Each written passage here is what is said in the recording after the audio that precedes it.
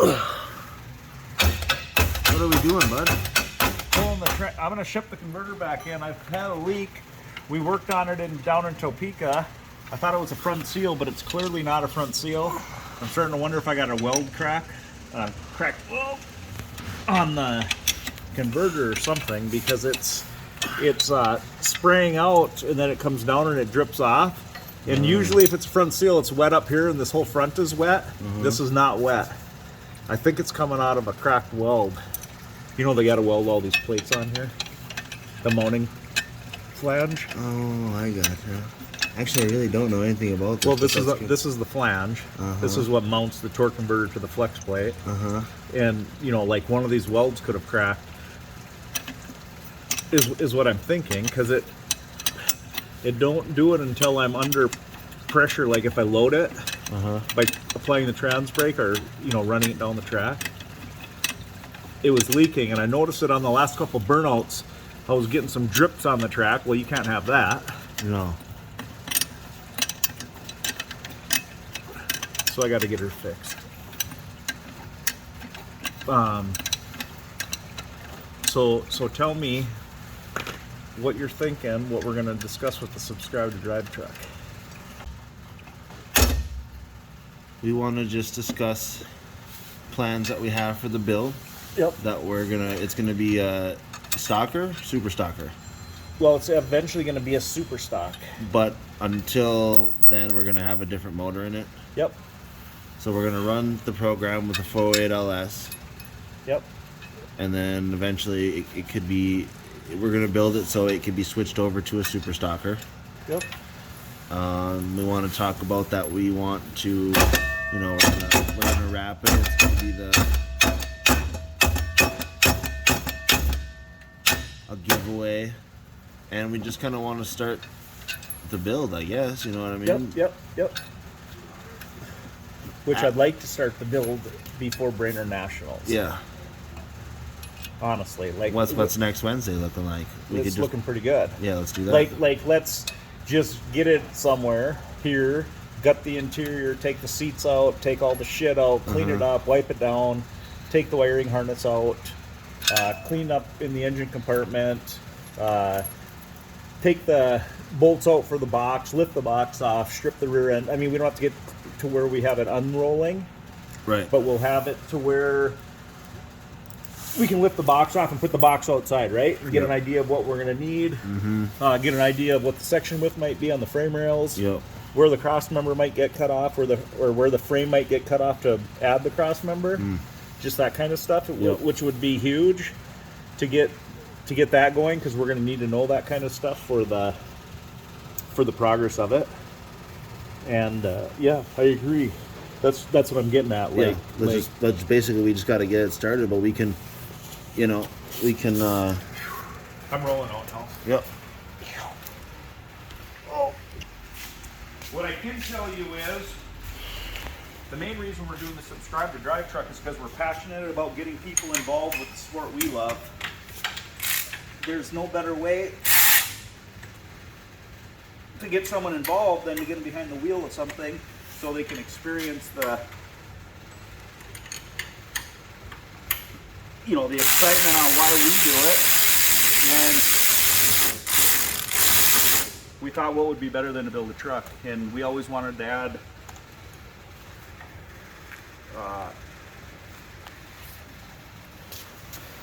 we've always wanted to have a car in every Sportsman class, so this is also going to give us an opportunity to work on the super stock program. From what I did talking with a guy named Todd Patterson, Elite Performance, he said, what's this truck all about? I explained it to him what we were doing, and he said this is the perfect opportunity to build a super stocker. We'll be able to run it in a GT class with just the installation of a different motor platform, which maybe we're talking like maybe an Ellis motor out of a Copo would be a good combination and a good pick. So that's what we're deciding to do is, build this truck, have it with the 408 LS platform that we have Lance building us right now, and then a few years down the road we'll be able to add the truck into the super stock category, and then we'd really only be short a top dragster and a comp eliminator car, and alcohol, of course, if you wanted an alcohol car. But I don't know that we ever thought about that, or if we're quite ready for that, but we just love drag racing. We love Sportsman drag racing. We want people to get involved with it. I see the pros are working on getting more people excited. Wes Buck just released a program today. I don't completely follow it all, but they're doing some stuff to build up the sport in their industry and in their ranks of class. They're going to do some stuff at Bradenton Motorsports Park, which will be cool, but we want to get we want the sportsmen involved. You know, it's important to us to keep our sportsman programs going because those are the people that develop into pro racers. I mean, what better place to start than, you know, Super Street, 1090, 890, 990, Super Classic, Stock, Super Stock. You know, without people coming up and doing that, you know, where do you get the people? Where do you get the people who are involved with it? What do you do? I mean, I don't know. And we got to keep people passionate about it. We're excited about it. We like to do it. We always have. We're always going to.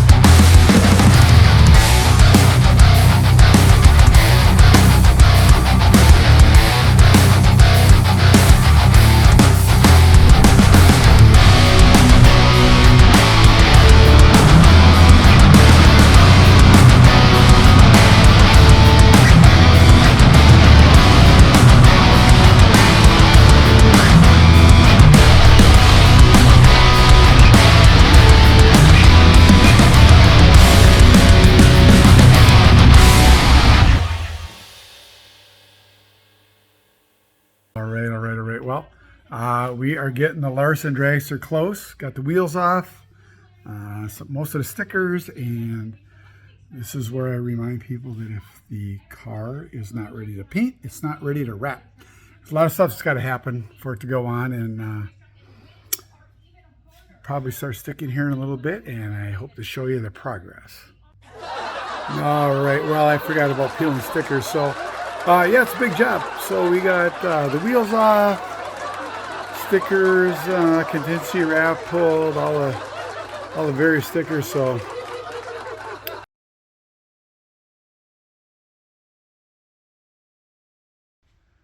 all right, we got a little bit of time into it, but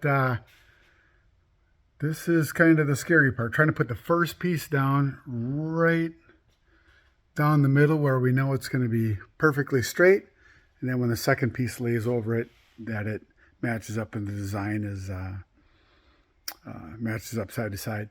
The tricky thing is in Minnesota here, it's pretty humid out, and between the heat and the humidity, if you pull the backing off the vinyl, it has a tendency to stretch or grow, or just it just lets itself get larger without the backing on it. So you got to take the backing off nice and slow, and on the other side, you really need to kind of try to do it exactly the same, which is the trick. So, but it's coming along. Looks good.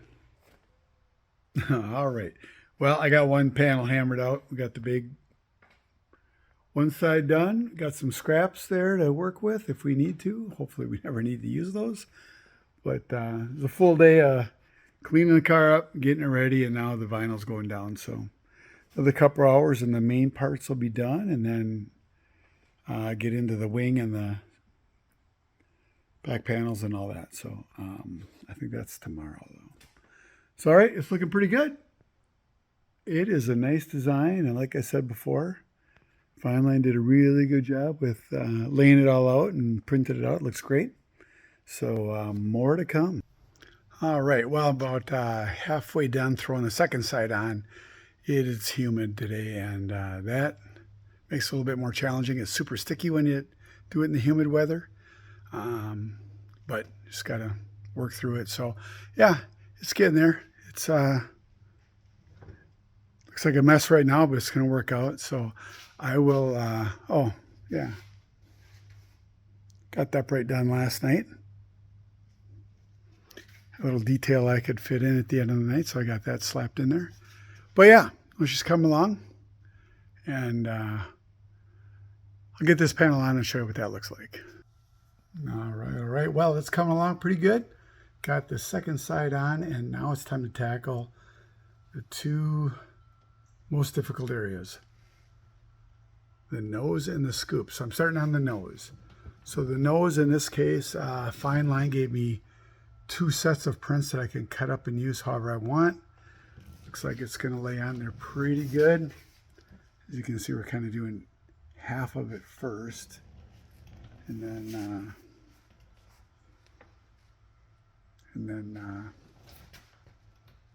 tackle the challenge of lining it up and having it not be anyway, design stuff. It'll go together. But yeah, this will take the nose will take just as long probably as putting the whole side on, even though it's so much smaller.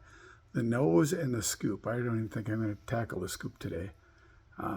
If I get the nose done, that'll be a good day. So I'll show you the second side when we get a little closer.